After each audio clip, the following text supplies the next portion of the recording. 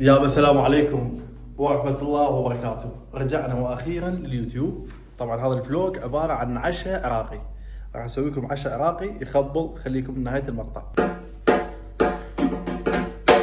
أهم شيء الصينية العراقية. طبعا هاي الصينية يعني ماكو بيت عراقي ما عندهم هاي الصينية، وما أعرف ليش الأكل ما يصير طيب إلا بيها.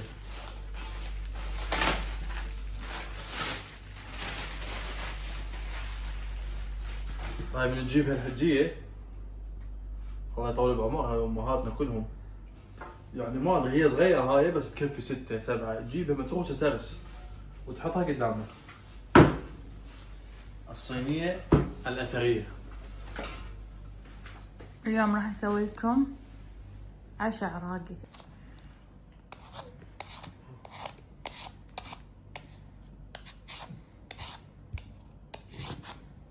ولازم ما راح اخلص. إذا أنت مختارة أكبر بوتيتا بالعالم. أنت هاي الوظائف طن إياها أكون أسرع أنا.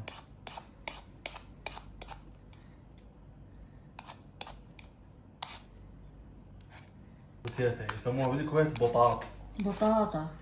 بطاطا. طبعا مثل ما تشوفون قشرنا البوتيتا اللي هي البطاط، تمام؟ سويناها دوائر. طبعا ما اعرف ليش احنا ببيوتنا هاي دائما دوائر. الامهات عندنا يسوونها هيجي دائريه، يعني شلون تشبس. فاتصور وصلت لكم فكره يعني شنو راح يصير العشاء. طبعا اصعب عمليه اللي هي خلي البطاط.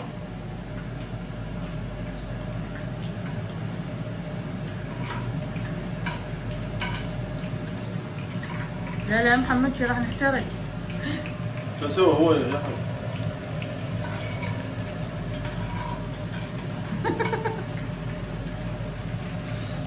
نسبة الدهون 1000% طبعا.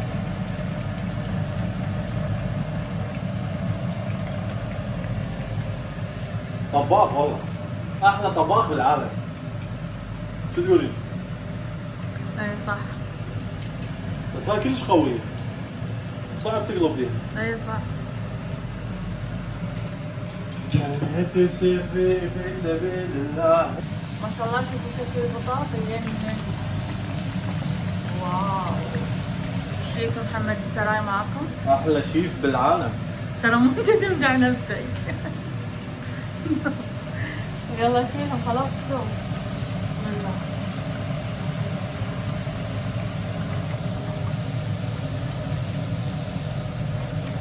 طبعا محمد قطر الدهن على كل مكان الجوز.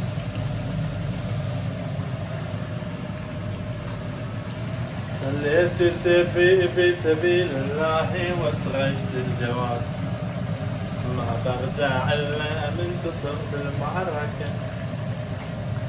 واو شوف الشكل.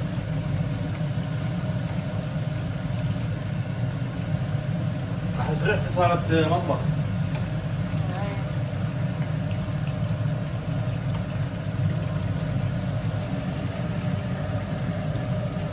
راح يحترقون محمد بعد ما صار. النايلون احترق طبعا اللي حاطينه عند محمد.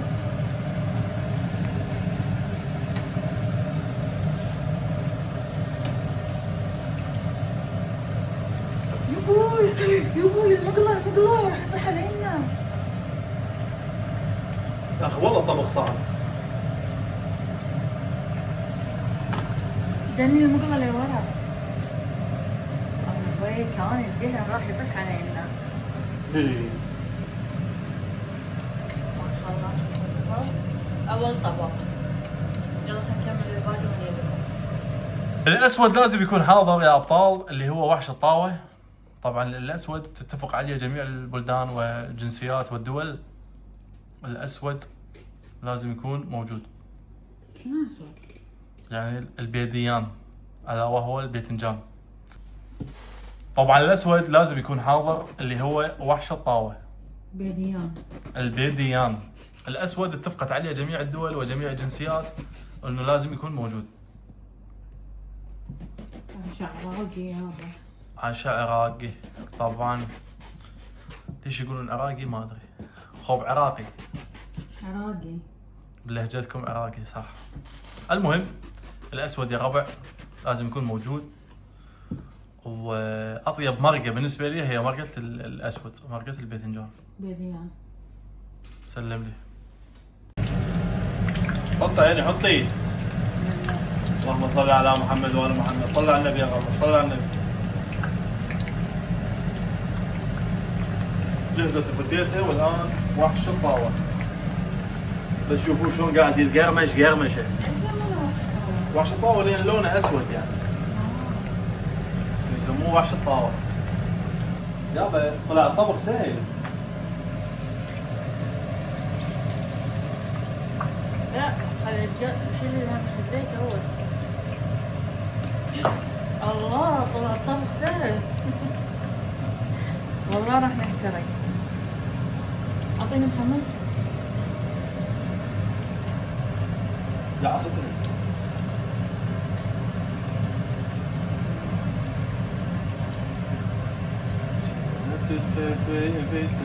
يعني شنو شيل هذا شيلين منها وتحطين. اذا تدخلين يعني على ابو والله محمد ما يعرف هاي. لا من ناحية محمد يعرف بس الناس لا تشوف خلف الكواليس.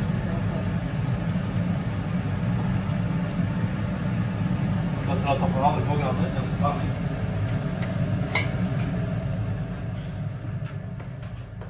الآن وصلنا إلى الطبق الرئيسي، عروق عراقية.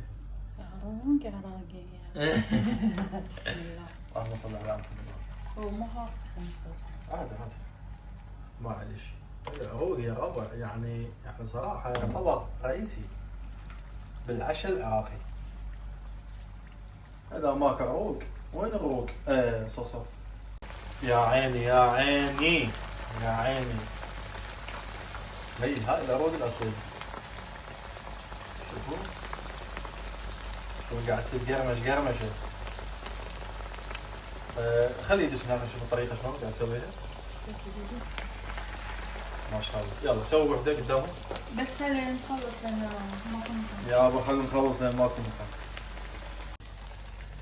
هاي طريقة عمل الكباب العروق بصورة دائرية. ايوه. بس كذي. كذي يعني عود هيك. انت تضبطونه. بسم الله.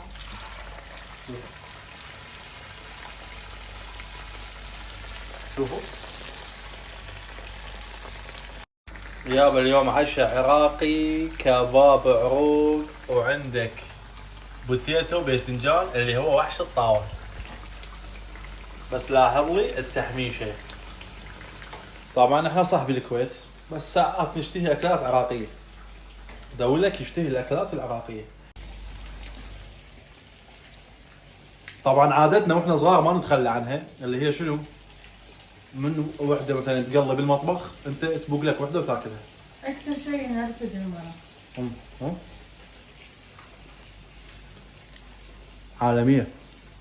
حلوة. بس حاره ما قدرت اكملها. ليش؟ تو طالعه من طالع. اي فالعروق يعني شيء مقدس بالنسبه لنا احنا كعراقيين، يعني شيء ما نقدر نتركه. الكباب كل انواعه، الشوي والقلي. هسه احنا قاعد نسوي العروق. طبعا ما اعرف شلون تضبطهن سبحان الله، يعني المرأة يعني بالطبخ ما حد يلحق تضبطها دائرة. انا ذاك اليوم قليت عروق سويتهن مثلثات. تذكرين؟ غربتهن واحترقن ونزلتهن بالسناب والعالم تضحك عليه. الله يعطيك العافية. الله يعافيك. مدام. طبعا وبعد ما جهزنا الكباب العروق صوري لهنا عيني والبيديان الا وهو الباذنجان والبوتيتا. ايش بقت عندنا؟ بقت عندنا شغله واحده ويكمل العشاء للاخير اللي هو الطماطه اللاجعه. بدونها هاي التشكيله تخرب. فهاي اول مره قدامكم راح احاول اقصقص طماطه. لازم ما تقص يدك. ما ايش دعوه. شوف نسويها شريحات هيك. نعم. لازم ما تكون لا ضعيفة ولا سمينه اعرف. نعم هاي اثنين صارت عندك. يمكن السكينه عمياء والله. ايه هسه زين عندنا 4 صار عندنا. نبعدهم حتى نخلي مساحة إن هذا كلها دروس هاي حاولوا تتعلموها.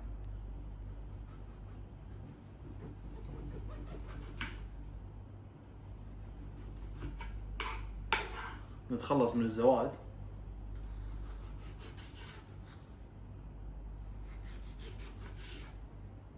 انت سويت عصير طماطم. ليش مشجعيني؟ هذول كافيات صح؟ اي كافي. بس احس هاي الكبيرة نسويها 2، ايش رايك؟ اي وايد كبيرة مبين.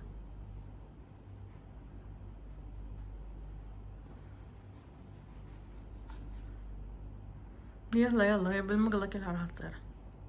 خلصنا. هسه راح ننزلهن بالطاوة. خلنا نشغل. مو هذه الطاوة. ليش؟ ما ينفع هذا الزيت؟ لا ما يصير، هي لازم تصير لاجعة بالزيت. زيت هواي يعني قلل منه لو سويت طاوة. وايد. لا سوي نفسه بس كثر. اقلل من الزيت يا ربع. بسم الله الرحمن الرحيم.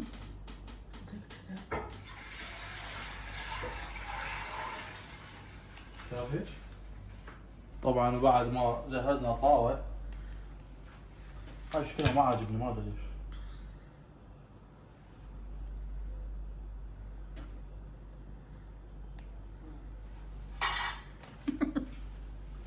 يعني مو شرط انه مو بالاصل يكون. الحين راح تصير حرب. احنا شو نسوي حتى نخلص من العلاق؟ بسم الله الرحمن الرحيم. لا راح يطشر مبين. يلا محمد ترى ما راح يجي حتى. بسم الله الرحمن الرحيم. طماطة لاجعة يا ربع. والآن مع تجهيز الصينية البغدادية الأصلية. شنو رأيكم تجهيزي؟ أحلى تجهيز بالعالم. طبعا هاي تجهناه. اي والله؟ حتى الطماطة اللاجعة تجهناه. انا اقول اطلع برا على ما اجهز الصينية وتعال. يلا نطلع برا شوية ونرجع. يلا صدق اطلع برا صدق. يلا لا تستنى اطلع. طبعا جهزت الحين الطماطة. بسم الله. هذه اللاجعة كبر. ان شاء الله.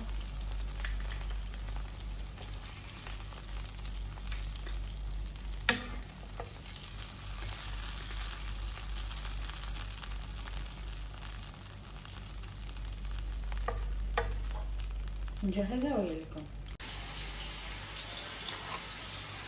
راح نجهز الحين الصينية. بسم الله. كباب اول شيء.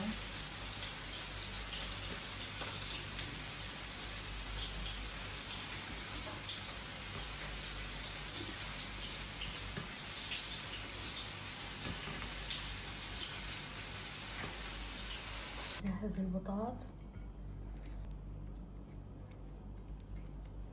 إذا مو صينية ملكية مرجوعة. طبعا هذن السفن والبيبسي والميراندا ضروريات كلش وما نستغنى عنهن.